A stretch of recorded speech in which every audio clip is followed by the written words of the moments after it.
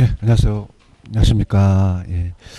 프린트 다 받으셨죠, 그죠? 오늘 그 시장 파트로 가겠습니다. 교재로는 46페이지로 피시면 됩니다. 46페이지 가시면은 46페이지 부동산 시장 있죠, 그죠? 그래서 이제 오늘 프린트를 한번 보세요. 프린트를 보시게 되면 이제 시장 파트로 들어가는데 일단은 그 이 주택 시장의 특성하고 기능이라는 게 있죠, 그죠? 그래서 이제 보통은 기능보다는 특성이 더 잘 나옵니다. 그죠? 특성에 대해서 보고요. 그 다음에 이제 기능하고 특성하고 주택시장하고, 그 다음에 효율적 시장하고, 그 다음에 이제 5번에 예전에 제가 넘겨보세요. 5번을 보시면은, 5번에 제가 예전에 그 야매했던 거 기억나시죠? 그죠?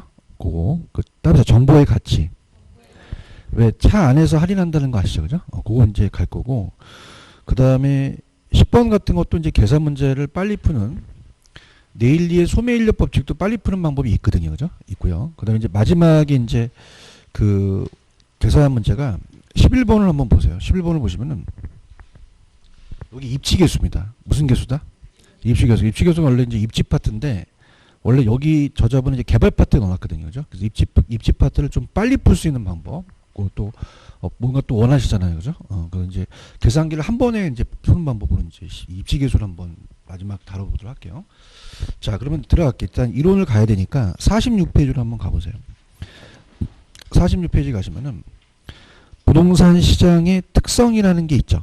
그다음에 이제 오른쪽에 완전 경쟁 시장의 성립 조건이 있고, 그 다음에 넘겨보시면은 자, 48페이지는 시장의 특성이에요, 기능이에요. 기능. 그 자고가 정량 기억나시죠, 그죠? 이렇게 해서 이제 우리가 보는데 일단 이론부터 먼저 가고요. 자, 우리 부동산 시장을 이제 분류를 합니다. 부동산 시장은 완전 경쟁이에요, 불완전 경쟁이에요. 불완전이죠. 그래서 완전 경쟁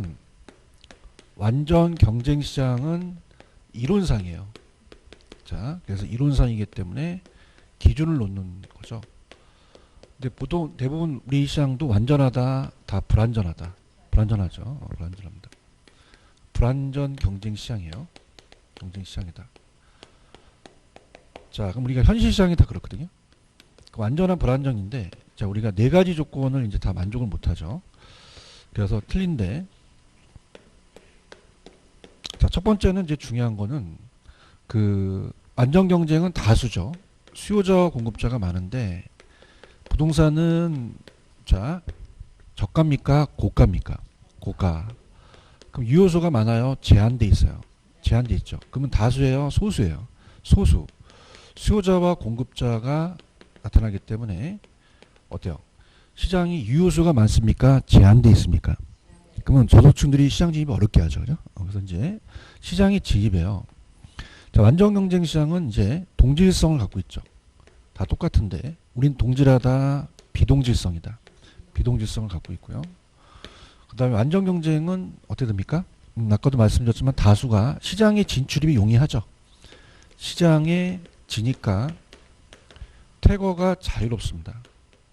근데 우리 시장이 진입하기가 쉬워요, 어려워요?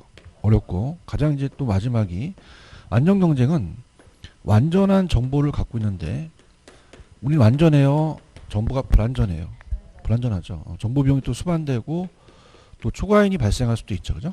이렇게. 그래서 그거만 이제 보시면 돼요. 그래서 오른쪽에 나와 있는 그 박스는 자, 시장 참여자 수가 우리 부동산은 다수예요, 소수예요?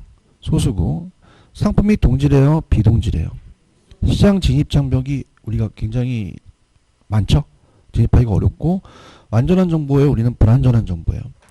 그걸 가지고 좌측에 보시면 부동산 시장의 특성이라는 게 있죠? 이제 그걸 들어가는데, 자, 우리 부동산 시장은 불완전 경쟁으로 분류를 해요. 분류를 하기 때문에 시장이 완전하지 못합니다. 그러다 보니까 일반 여러분이 갖고 계시는 볼펜과 다른 특성이 있다는 얘기죠. 그럼 부동산 시장의 특성으로 가볼게요. 특성을 가면은 지역마다 같아요, 지역마다 달라요? 다르죠. 그래서 우리가 국지성이라는 말을 써요. 시장의 국지성. 시장의 국지성이라는 말을 쓰는 건 지역마다 국한되어 있다는 거죠. 부동성 때문에 그래요. 부동성 때문에. 그러면 전국이 있고 세종시하고 대전시하고 똑같습니까? 다릅니까? 다르죠. 문화유폐는 자 이게 1,000원이면 전국이 다 1,000원이죠. 옮길 수가 있죠, 그죠? 근데 부동산은 옮겨요, 못 옮겨요. 그럼 얘가 만약에 문화유폐는 초과 공급이다 본다면 여기가 초과 수요다 보면은 트럭으로 옮길 수가 있는데 얘는 수급 조절이 부동산 안 되죠. 그럼 지역마다 가격 격차가 생길 수 있겠죠. 자, 그럼 세종시도 어떻게 돼요? 그냥입니까? 구마다 다릅니까? 동마다 다를 수도 있죠. 그럼 이게 시장이 세분화되어 있어요. 그럼 시장이 이렇게 세분화되어 있다는 거는 자, 이거는 물건마다 다른 거예요. 지역마다 다르다는 거예요. 부분 시장이 형성이 되죠. 그래서 부분 시장으로 나눈다는 것은 요거는 어떻게 돼요? 이건 지역마다 다르니까 요거는 어떻습니까? 무슨 성을 찍으셔야 돼요? 부동성이죠. 이렇게 잡고요. 그래서 시장의 국지성은 첫 번째 보시면 부동성이라는 단어가 있나요? 국지화. 그 다음에 이따 그대로 나오는데 두 번째 지문이 유사한 부동산이라도 지역에 따라 같습니까? 다른 가격입니까? 같은 지역이라도 위치 규모 용도에 따라 부분 시장이 나열돼 있죠. 부분 시장별로 나오면 부동성을 체크하셔야 돼요. 개별성 체크하시면 안 됩니다. 그 다음에 수급 조절의 곤란성은 뭐가 중요하냐면 부동산은 단기에 공급이 잘 돼요, 안 돼요? 그럼 수급 조절이 곤란하죠. 수급 조절의 곤란성이죠. 그래서 장기의 가격 왜곡이에요, 단기적으로 가격 왜곡이에요. 단기적. 장기적 하면 안 되죠, 그죠? 그래서 단기적으로 가격이 왜곡된다. 이렇게 나와줘야 돼요. 자, 그래서 거기 보시면은 수급 조절의 곤란성이 두 번째 단기적 가격 왜곡이라는 단어가 있나요? 그래서 단기는 공급이 적시 안 되잖아요. 가격이 올라갈 수밖에 없죠. 그래서 오르고 있다 나올 거고요. 그 다음에 세 가지를 묶어보세요. 비조직, 비표준화, 비공개라는 단어가 있나요? 자, 그럼 다 여기 앞에다 그냥 있어요. 비가 들어가요. 비가 들어가죠. 자, 그래서 자, 세 번째는 부동산이 비동질성을 갖고 있어요. 그래서 동질하지 않고 비공개합니다. 자, 그 정보를 비공개하게 되면 자, 그냥요 거래가 은밀하게 이루어져요. 그럼 정보 수집이 쉬워요, 어려워? 어렵고 잘못하면 수입이 많이 들어가죠. 일물가가 안 되다 보니까 우리가 부동산 상품이 개별성이기 때문에 표준화되어 있어요, 비표준화되어 있어요. 비표준화되어 있고 자, 집한중에는 본사에서 물건 떼어다 팔 수 있죠. 그러다 조직이 있다 보니까 되는데 부동산 상품이 틀리니까 물건 떼어다 팔 수 없기 때문에 유통구조를 통해서 가격을 통제하기가 어렵죠. 그럼 조직이다, 비조직이다. 비조직성. 그럼 다 앞에 비가 들어가요. 비표준화, 비조직, 비공개는 개별성 때문에 그래요. 무슨 성 때문에 그렇다? 개별성. 그래서 앞에다 우리가 비조직, 비동그라미 치시고 표준합니까? 비표준합니까? 비공개라는 단어가 있죠. 그죠? 이렇게 보시고 그 다음에 금융시장의 연계라는 자체는 부동산은 고가이기 때문에 자금을 값싸게 받아서 대출받아서 많은 공급자와 수요자가 시장에 참여해야겠죠. 그죠? 금융시장과 연계가 되고 법적 제한이 있기 때문에 시장 기능을 좀 저하합니다. 그래서 시장이 왜곡되는 일이 나타나겠죠. 여기까지는 기능이다, 특성이다. 그럼 넘겨보세요. 넘기면 기능이라는 단어가 있죠. 그러니까 무슨 말이냐? 여러분들이 볼펜하고 부동산이 같아요? 달라요? 다르죠? 볼펜은 움직이지만 부동산은 움직여요? 안 움직여요? 볼펜은 1,000원이라는 건 나만 알고 있어요? 다 알고 있어요. 근데 부동산은 다 틀리죠? 그 비공개성은 부동산이 갖고 있는 특성이라는 얘기죠. 그 캐릭터입니다. 근데 부동산 시장에 기능이라는 게 있어요. 자, 그럼 볼펜이나 부동산이나 그냥입니까? 다 현금과 교환은 합니까? 교환하죠. 교환이라는 것은 특성이에요, 기능이에요. 기능. 그래서 왜 자고가 정량 아시죠, 그죠? 그래서 자고가 정량. 자, 자가 뭐죠? 자원 배분이죠, 그죠? 자원 배분. 자원을 배분하고 또 공간을 배분하기도 하죠. 자, 주의하실 게 고환 기능이야, 교환 기능이야. 교환. 그 부동산과 현금을 교환할 수 있죠. 그래서 이제 자원 배분 공간은 이제 가격을 통해서 부동산이라는 자원이 공간이 배분되고 교환은 부동산과 현금을 교환할 수가 있다는 거예요. 자, 가격 창조라는 것은 자, 가격 창조는 자, 매도인의 제한 가격과 매수인의 제한 가격을 접점해서 어떻게 돼요? 중개업자가 가격을 형성시키기도 하죠. 창조시키기도 하고요. 자, 정보 제공도 합니다. 정보 제공. 자, 그래서 우리가 시장을 가격 정보를 포함한 다양한 정보를 제공해주고 양과 질의 조정이라는 단어가 있죠. 그래서 양과 질의 조정. 자, 농지가 택지로 바뀌면 질이 안 높아져요. 땅의 질이 높아져요. 그럼 건물을 올리니까 양도 늘어나죠. 그래서 경쟁을 통해서 좋은 품질이 제공되면서 도시가 성장될 수 있다는 거죠. 그 다음에 이제 토지 이용의 결정이 부지 경쟁에 의해서 지대 지불 능력에 따라 토지 이용 유형을 결정할 수도 있다는 얘기예요. 자, 그러면 오늘 2번 문제를 한번 보세요. 자, 제가 자고가 정량이라고 했었죠. 그죠? 그럼 비공개성은 이건 특성이에요? 기능이에요? 기능이죠. 그럼 자고가 비양하면 안 되죠. 그죠? 그럼 2번이 그러면 어떤 게 틀렸을까요? 2번에 기능에 해당하지 않는 건 어떤 거겠어요? 자, 자가 있죠. 자, 고 있죠. 가 있죠. 그 다음에 정보 제공이 나와야 되죠. 비공개가 기능입니까? 특성입니까? 특성이죠. 비공개성은 특성이잖아요. 그럼 비공개성이 기능 어떻게 돼요? 기능이에요? 이건 특성이에요. 특성이죠. 무슨 말씀인지 아시죠?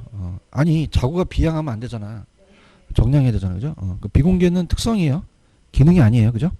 양과 질의 조정은 기능에 들어가죠. 그럼 정답은 4번이 아니겠죠. 그런가요? 그 다음에 3번을 한번 풀어보세요. 부동산 시장의 그 특성이 아주 가장 대표적인 문제입니다. 3번 스타트.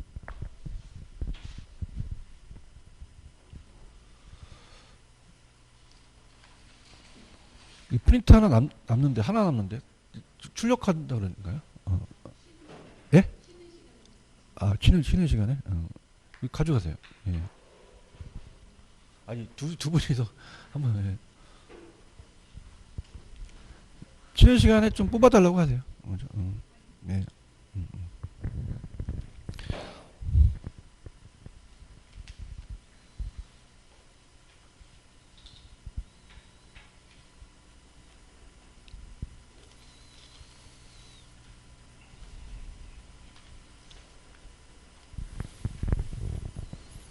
3번의 정답은 옳은 거는 4번이 정답이죠. 자, 볼게요. 1번 못 들었죠? 자, 부동산 시장은 수요공급이 조절이 쉽지 않아서 장기적 가격 왜곡이에요? 단기적이에요? 자, 이렇게 생각해 보세요. 공급은 어디에 안 돼요? 장기에 안 돼요? 단기에 안 돼요? 단기에 가격이 왜곡되고, 예, 달라 그러면 됩니다. 그 다음에 2번에 가시면은 국지화라는 단어가 있나요? 국지화? 국지화는 무슨 성 때문이죠? 부동성 때문이고, 아까 유사한 부동산끼리 부분시장은 서로 다른 가격이 형성됐죠. 자, 그럼 그냥입니까? 요거는 지역마다 다릅니까? 그 무슨 성 때문에 그래요? 부동성 때문에 그렇죠. 고치셨어요? 4번이 정답이죠. 그렇죠? 지리적 위치의 고정성이 부동성이고 내구성, 개별성이 부동산 재특성에 의해서 부동산 시장 불안전하게 뛴다는 게 4번이 맞죠. 그런가요? 부동산은 법적 제한이 많잖아요. 그죠? 그럼 불안전과는 관계가 없겠어요? 불안전하게 만들겠어요? 만들겠죠. 아시겠죠? 그죠? 그럼 정답은 몇 번 정답? 4번이 정답이다. 그렇게 보시면 됩니다. 이해하셨죠? 그죠? 그 다음에 넘겨보시면은 페이지 49페이지 가시면은 주택시장이라는 단어가 있죠. 찾으셨나요? 주택시장. 자, 주택시장은 뭐냐면 제가 문제를 드린 거를 그대로 보시면은 문제가 이제 계속적으로 연결이 돼요. 그죠? 그래서 이 프린트는 계속 모아놓고 계시죠. 그래서 이 단계의 문제입니다. 단계. 그럼 주택시장을 분석을 해야 되잖아. 그죠? 그러면 우리가 이게 이제 헷갈리는데 이 단어가 헷갈려요. 자, 들어보세요. 우리 부동산은 자, 따라해보세요. 불안정 경쟁 시장으로 분류. 분석이에요? 분류예요? 분류가 불안전으로 분류를 한다는 얘기예요. 그러면 불안전하다는 거는 어떻게 돼요? 토지, 자, 주택마다 다 똑같겠어요? 다르겠어요? 그럼 분석이 쉬울까? 어려울까? 어려워요. 그런가요? 그래서 우리가 정확하게 여러분들 아셔야 되는 게 주택시장에 분석을 한단 말이에요. 그건 우리는 완전 경쟁으로 분류해요? 불안전으로 분류를 해요? 그러면 다 똑같겠어요? 다르겠어요? 물리적 주택이 틀리죠? 그래서 물리적 주택이 다 달라요. 이질적으로. 그래서 이질적으로 다르기 때문에 개별성 때문에 그렇습니다. 그러면 분석하기가 쉽습니까? 어렵습니까? 어려워요. 그러면 자, 부동산 시장을 분석하기가 쉽다, 곤란하다. 곤란해요. 물리적은 곤란하거든요. 그런가요? 그래서 옛날에 우리가 배우셨을 때 주택이 만약에 301호와 302호가 틀리더라도 그냥입니까? 주택 서비스라는 게 있었죠. 그럼 주택 서비스는 우리한테 그냥입니까? 동일합니까? 효용은 주는 건 같죠. 그래서 효용적인 면에서는 자 용도적인 면에서는 그냥입니까? 동질적입니까? 그러면 분석 불가능하다, 가능하다, 가능하다는 거예요. 이해 갔나? 그러니까 우리가 분류는 불완전으로 분류하지만 분석 자체는 완전 경쟁을 전제로 해서 갈 수 있다는 거죠. 이해 가셨나? 그러면 자, 이따 문제 풀 때 봐봐. 물리적 주택 나왔어. 분석 쉬워, 곤란해. 곤란해. 서비스 나왔어. 효용 동질적 나오면 요건 어떻게 돼? 가능해. 알겠어요? 갈게요. 지금 여러분들 주택 서비스 보고 계셔요? 그럼 물리적 주택은 분석하기가 쉬워, 어려워? 주택 질적, 양적, 이질적이죠. 동질적 상품 형성이 어렵죠. 그래도 시장 분석이 어렵습니다. 자기요인이 되므로 주택 서비스라는 효용이라는 단어가 있죠. 이걸 동질화시키게 되면은 그럽니까? 분석이 가능합니까? 그럼 이제 프린트 1번에 그 지문이 보여요. 1번을 보시면은 물리적 주택 시장이라는 단어가 있나? 분석 쉬워, 곤란해. 빨리 튀어나오는 거죠. 무슨 말인지 알아들어야 되는데. 알겠어요? 중간에 안 읽어도 돼요. 그렇죠? 근데 두 번째는 주택의 이질성이 강한 제품이라는 단어가 있죠. 끊으세요. 거기까지. 끊고 따로 생각하셔야 돼요. 끊으셨나요? 그럼 뒤에 지문을 보죠. 뒤에는 뭐라고 되어 있죠? 용도적 동질화된 상품이죠. 그럼 이건 분석 안 된다, 분석 가능하다. 가능하죠. 이해하셨나? 이렇게만 보시면 돼요. 그죠? 근데 이제 이게 예전에 한 10몇 년 전에 나오고 끊겼거든요. 그러니까 요 정도만 보시면 됩니다. 아시겠죠? 그죠? 아셨고. 그 다음에 이제 49페이지 보면은 49페이지 보시면 주택 수요와 수요라는 단어가 있죠. 이것도 이제 개념상이에요. 다르다는 것만 나왔지 구체적으로 나오진 않았어요. 그래서 주택 소요나 주택 수요다. 자, 소요라는 것은 자, 이거는 이제 무주택 서민들이에요. 무주택 서민들은 잠재 수요라고 할 수 있습니다. 그래서 자, 주택을 살 의사는 있는데 살 능력을 갖추지 못하죠. 그럼 정부가 개입을 안 해야 돼요. 정부 개입이 필요해요. 필요하죠. 정부 개입이 필요해서 정부가 개입을 해서 주택이 얼마만큼 필요하지 않은 니즈라는 개념이죠. 그죠? 그런데 주택 수요는 개입할 필요가 없죠. 이건 이제 유효 수요를 얘기를 해요. 주택의 유효 수요. 자, 이거는 중상층 이상이에요. 그럼 중상층 이상이 살 의사와 살 능력을 다 갖춘 유효 수요라면 정부가 개입한다, 개입을 안 한다. 경제 상황에 이제 우리 시장에 맡기겠죠, 그죠? 그럼 둘 중에서 개입하는 건 어디죠? 소유에 개입하겠죠.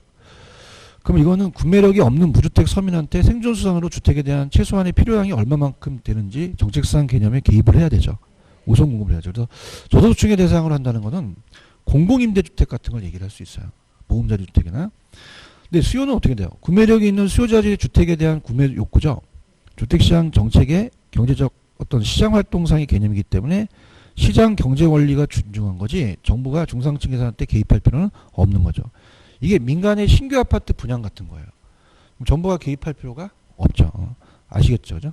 그럼 요 개념이 같다, 다르다? 다르다. 그 정도만 나왔다는 거. 그 다음에 이제 주택 절량과 유량이라는 단어가 있나요? 요거 이제 우리가 그 1번 문제는 이제 마무리할 텐데 주택은 유량만 있어요? 절량도 있어요? 절량도 있죠. 그래서 이제 우리가 유량 절량을 빨리 푸는 방법도 가르쳐 드렸죠. 그죠? 예전에 말했는데 이렇게 합니다. 여기서 나오는 건 뭐냐면 자, A 지역에 주택이 지금 100채가 존재를 한대요. 그래서 2019년 1월 1일 현재 존재하는 양입니다. 재고주택이에요.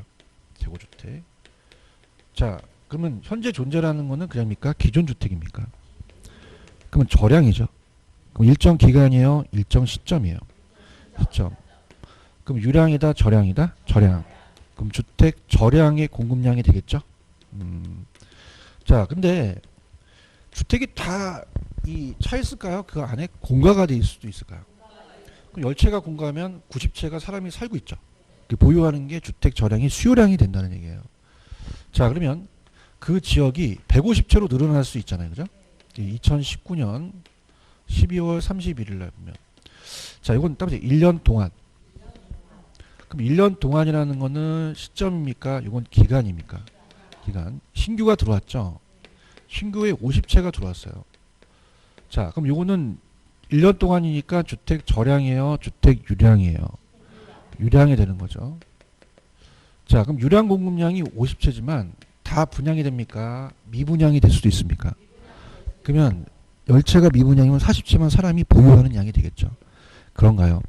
자, 아까 제가 가격이라는 주택이 자체가 단기에 공급이 안 되죠. 그죠? 그럼 단기에는 공급이 되나요? 안 되나요?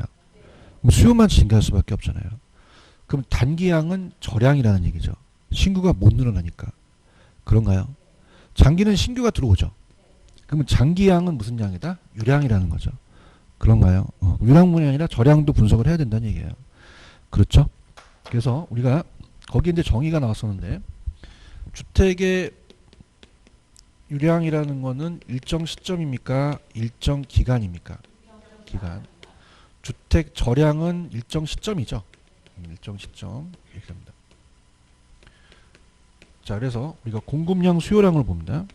공급량 수요량 그 다음에 공급량 수요량을 본다면 일단 수요는 사는 거니까 만드는 거예요? 이 보유하는 거예요? 보유하거나 구매하는 거죠. 그죠? 근데 공급이라는 게 중요한 건 저량이라는 자체의 공급량은 그냥입니까? 기존 주택입니까? 현재 존재하는 양이죠. 그런가요? 현재 존재하는 양인데 자, 유량은 그냥요 신규로 생산이 됐죠. 그래서 이건 공급되는 양이 되겠죠. 이해하셨습니까? 갈게요. 페이지 갑니다. 자, 지금 49페이지 보고 계시죠? 자, 주택 저량의 공급량은 일정 시점이 그냥입니까? 시장에 존재하는 양입니까? 저량의 수요량은 사람들이 보유하고 있는 거죠. 그럼 저량의 공급량은 이제 시간적으로 다른 시간대에 생산된 주택이기 때문에 또 유량의 공급량을 또 구성하기도 하는데 이건 참고하시고요. 밑에 박스가 중요해요. 만약 현재 우리나라에 총 1,500만 채의 주택이 존재했죠. 이건 주택 저량의 공급량이 1,500만 채라는 거예요. 그 중에서 몇만 채가 공가예요. 그럼 몇만 채가 사람이 살고 있어요. 그 저량의 수요량이라는 거죠. 맞습니까? 요게 기출문제입니다. 근데 요게 한 번도 틀리게 나온 적이 없었어요. 그러니까 요거 한 번만 나왔기 때문에 노릴 수 있겠죠. 노릴 수 있는데 제가 생각했을 때는 제 견해는 안 나올 것 같아요. 왜냐면 이게 나온 지가 꽤 됐거든요. 근데 그때부터 기출원이 안 바꾼다는 거는 의향이 없다는 얘기예요. 아시겠습니까? 우리 강사들만 좀 바꾸는 거지. 아시겠죠, 그죠? 근데 꼭 믿지 마시고 반드시는 아니라 일반적으로 그렇다는 얘기고 넘겨보세요. 유량이라는 단어가 있나요? 이건 지문이 안 나왔었는데 일정 시점이에요, 일정 기간이에요. 공급되는 양이 공급량이고 보유하는 게 수요량이죠. 그럼 만약에 2017년 한 해 동안 1,500채가 주택이 공급됐다는 건 분양이 됐다는 거예요. 근데 몇 채가 미분양이 됐어요. 그러면 몇 채가 수요량이 되겠어요? 1,400채가 수요량이 되겠죠. 그런가요? 근데 유량저량이라는 자체가 단기 공급과 장기라는 단어가 있죠. 자, 이게 뭐냐면 단기는 공급이 돼요, 안 돼요? 안 돼요. 그래서 단기 양은 아까 단기는 100채가 안 늘어났잖아요. 그럼 단기는 그냥입니까? 이 공급 곡선이 완전 수직입니까? 완전 수직이 돼요. 그런가요? 자, 여기는 그냥입니까? 50채가 지어졌습니까? 가능하죠. 그럼 공급 곡선이 그냥이요 우상향이에요. 우상향으로 늘어났다는 얘기죠. 이해하셨죠, 그죠? 이렇게 정리하시면 되는데, 자, 그럼 오늘 프린트 1번 문제를 이제 정리해 볼게요. 1번 문제 정답은 이제 아실 거예요. 1번 문제 정답은 몇 번이라고 하셔야 됩니까?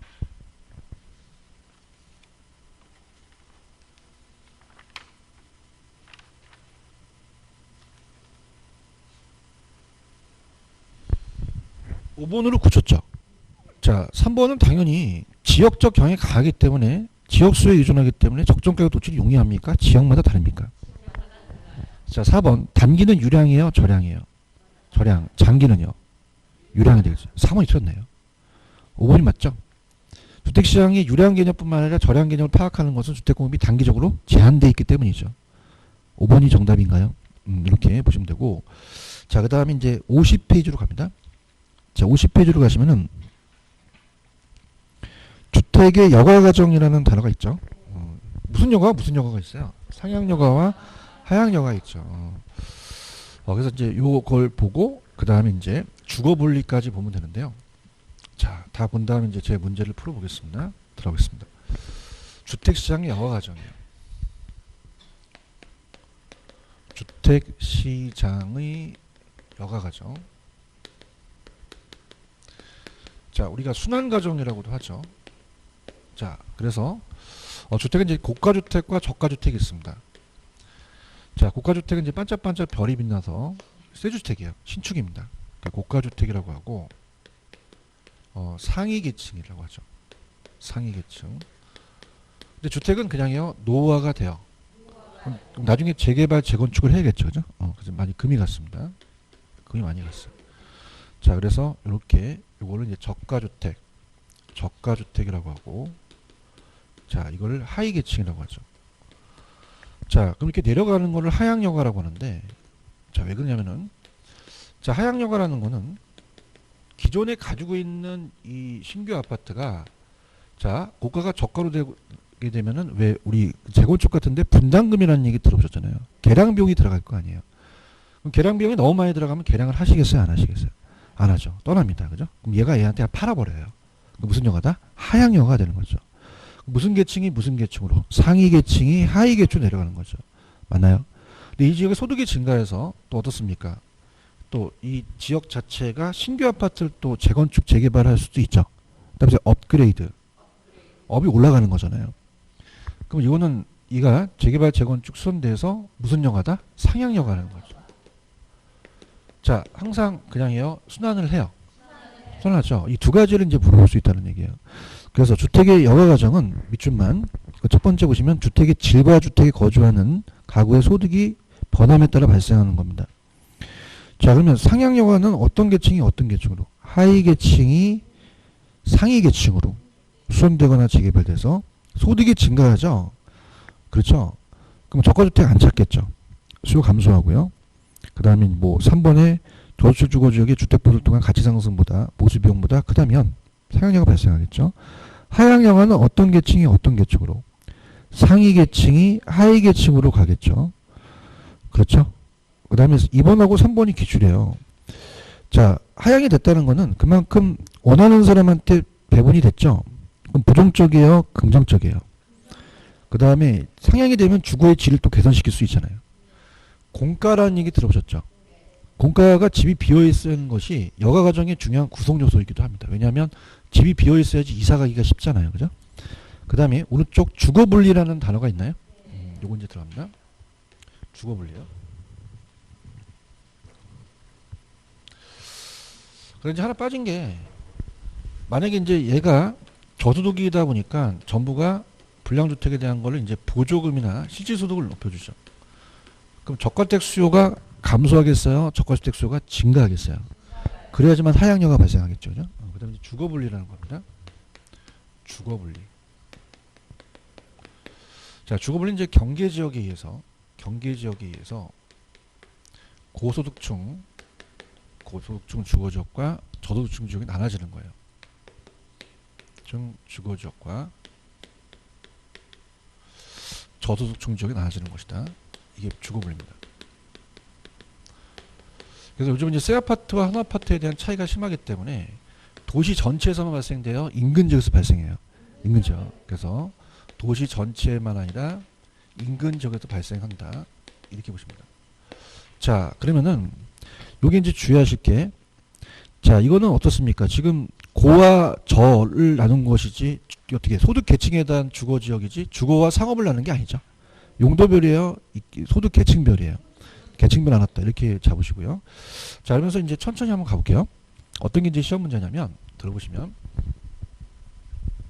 만약에, 자, 이렇게 원래 고소득층이 살고 있는데, 금이 가면은 계량비용이 들어가죠. 자, 그럼 계량비용이 너무 많이 들어가요. 계량비용이 막 한 2억 들어갔는데, 주택 가치의 상승분은 1억밖에 안 올라갔다 봐봐요. 그럼 계량을 하겠어요? 안 하겠어요? 떠나죠, 그죠? 떠나고 여기 저소득층이 들어옵니다. 들어오는 거를 침입이라고 하죠. 그래서 이질적인 게 침입이죠. 그럼 아예 저소득층으로 바뀌면 하향여가가 돼버려요. 무슨 여가 된다? 하향여가.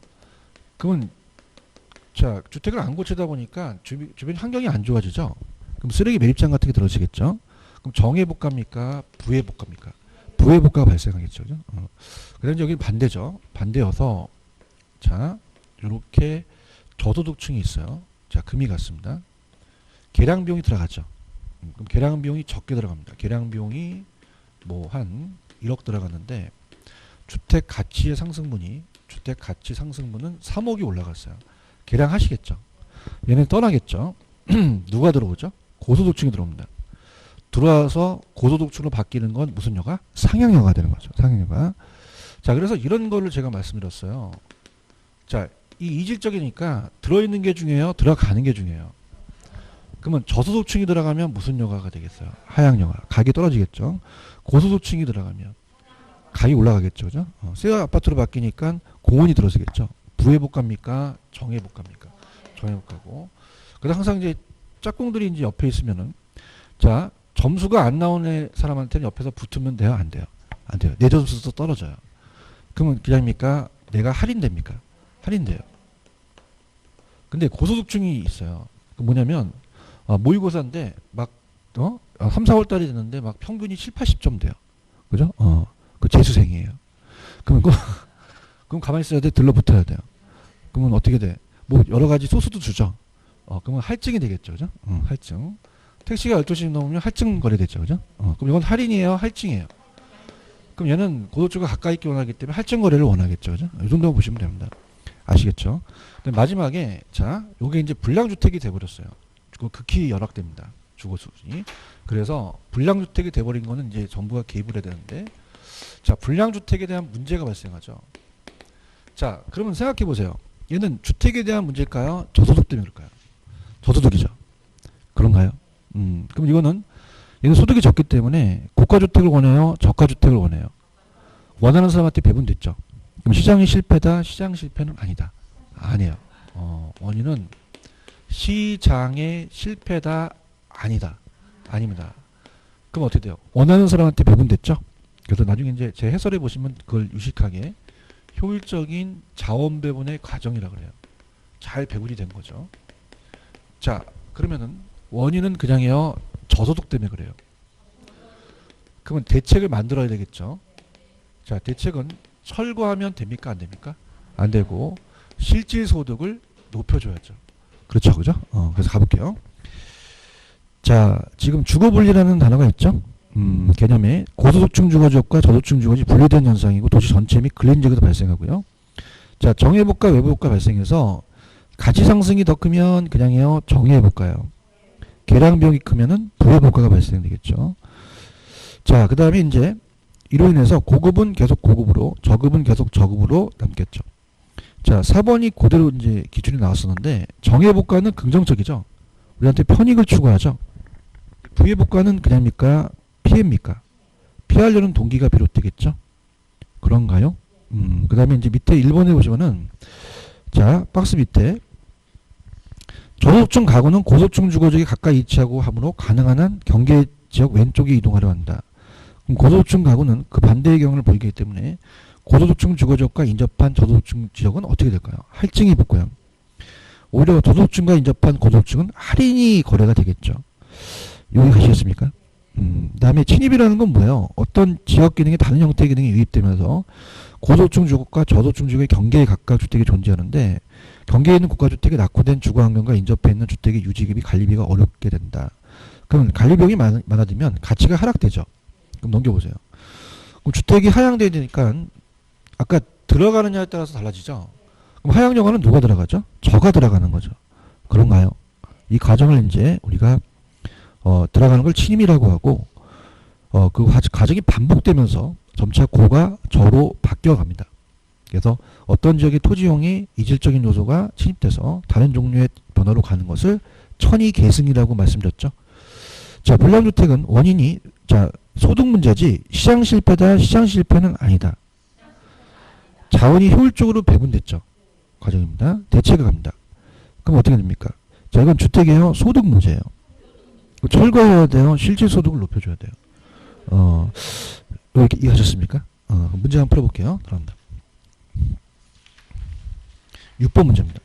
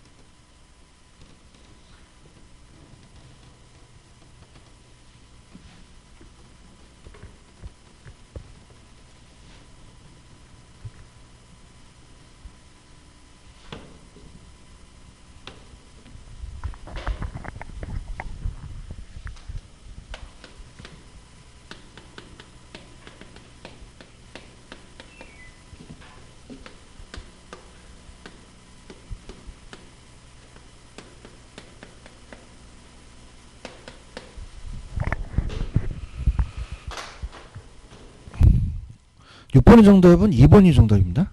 자, 주택시장 여가현상 및 주거분리 가능성에다 오는 것은 주택 하향 여가는요. 저가택 수요가 감소됐을 때요. 증가됐을 때 하향 여가고요. 2번이 정답이죠.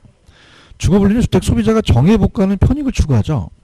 근데 부해복가는 피해죠. 그럼 피하려고 하는 동기가 되겠죠. 3번 고소득 주거지역과 인접한 저소득 주택은 어떻게 되겠어요? 할증이 되겠고 저소득 주거와 인접한 고소득 주택은 할인이 되겠죠. 분양택 같은 저가주택에 생산되는 건 시장 실패입니까? 자, 효율적 자원 배분입니까? 그의 과정이라고 해야 되겠죠. 그죠? 기인하고 5번에 그 주택 자체 그 자체의 문제입니까? 소득의 문제입니까? 철거해야 돼요. 실질 소득을 높여줘야 돼요. 높여줘야죠.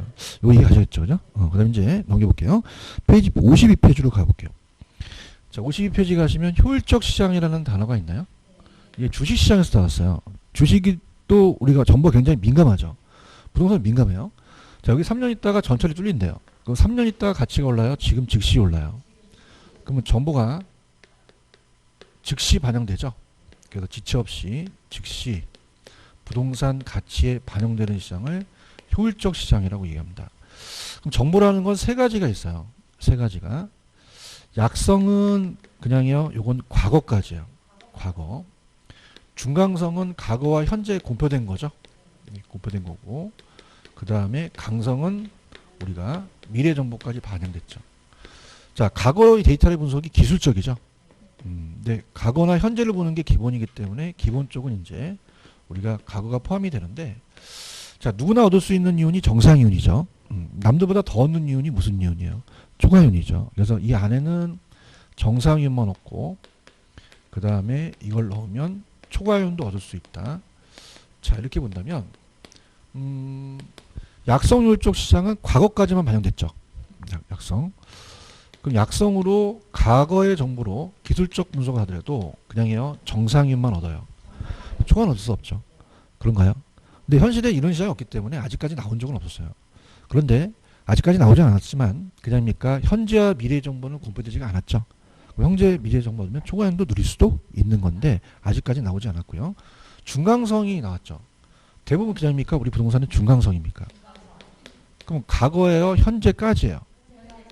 그게 우리가 다 듣고 있는 그 분석이죠. 그렇죠? 그러면 미래가 어디 개발될지 아시는 분들이 계시잖아요. 그러면 그냥입니까? 미래 정보를 알 수는 있습니까? 그럼 소수의 투자자가 초과를 누릴 수도 있는 시장이 중강성이라는 거죠. 맞나요? 그러니까 부동산 시장은 중강성에 속할 수 있어요. 근데 강성은 이론이에요. 이거는 현실이에요. 이론이에요. 완전 경제가 가장 부합하죠. 진정 의미의 효율적 시장이라는데 잘 나타나진 않아요. 그럼 과거입니까? 자, 그러면 기술적 기본적 분석을 할 필요가 없죠. 그럼 강성 무조건 무슨 이윤이 나오면 안 돼요. 초과이윤, 정상이윤만 나와야 되죠. 들어볼게요. 자, 시장의 효율성과 균형. 그대로 이제 떴는데 시험에 시장의 효율성이란 새로운 정보를 얼마나 지체 없이 같이 반영되는 걸 말하며 새로운 정보가 지체 없이 즉각 같이 반영되는 시장을 효율적 시장이라고 그래요. 약성 요청을 수행한 겁니다. 자, 약성은 과거의 정보가 반영됐죠. 그럼 과거를 토대로 시장가치 변동을 분석하는 게 기술이죠. 그럼 과거 정보를 기술을 하더라도 초과율이 발생하지 않는다. 자, 부동산 주식 다 얻은 시장이에요. 중강성. 그럼 어떤 새로운 정보가 공표됐다는 건 과거 현재까지 다 공표됐다는 거죠. 그럼 어느 회사의 영업실적 사업계획 같은 거는 그럽니까? 공표됐습니까? 그럼 거기에 과거도 포함됐죠. 기본적 분석. 기본적 분석을 하더라도 투자를 한다라도 초과율을 올릴 수가 없겠죠. 중강성은 약성을 포함하겠죠. 강성은 공표된 것이든 공표됐다는 건 과거 현재가 공표되지 않은 건 미래입니다. 어떠한 정보도 이미 시장가치에 반영됐기 때문에 어느 누구가 어떠한 정보를 이용하더라도 초과를 획득할 수가 없죠. 강성은 이론이죠. 진정한 의미 효율적이로서 완전 경제에 가장 부합합니다.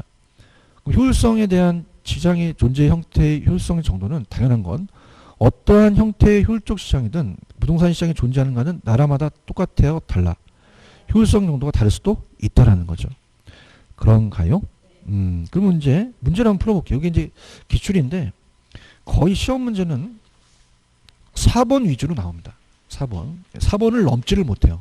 4번만 푸시면 완벽합니다. 스타트.